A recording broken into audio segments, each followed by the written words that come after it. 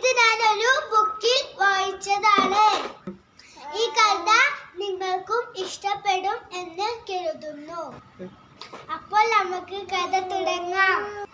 അപ്പു നല്ല കുട്ടിയും ദൊപ്പു മഹാവികൃതിയും ആയിരുന്നു. ഒരു ദിവസം സ്കൂളിൽ വെച്ച് ഉച്ചഭക്ഷണം തിന്നു കഴിഞ്ഞ് ദൊപ്പു കൈ കഴുകാൻ പോയി. അപ്പോൾ ഒരു കൂട്ടുകാരൻ അവനെ വിളിച്ചു. ദൊപ്പു, വേഗം വാ, നമുക്ക് കളിക്കാം. ഇതാ ഞാൻ ഓടി വരാം എന്ന് ദൊപ്പു പറഞ്ഞു.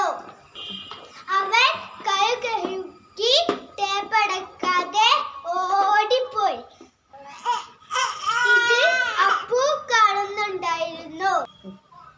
അപ്പു അവരോട് ടേപ്പടക്കാൻ പറഞ്ഞു. ദൊപ്പു അതൊന്നും കേൾക്കാതെ ഓടിപ്പോയി. അപ്പു വേഗം വന്ന് ടേപ്പടച്ചു.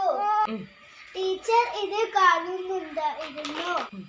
അന്ന് ക്ലാസ്സിൽ വെച്ച് ടീച്ചർ അപ്പുവിനെ അഭിനന്ദിച്ചു. ദൊപ്പു തല താഴ്ത്തി നിന്നു. എല്ലാവർക്കും കഥ ഇഷ്ടപ്പെട്ടെന്ന് കരുതുന്നു. Thank you.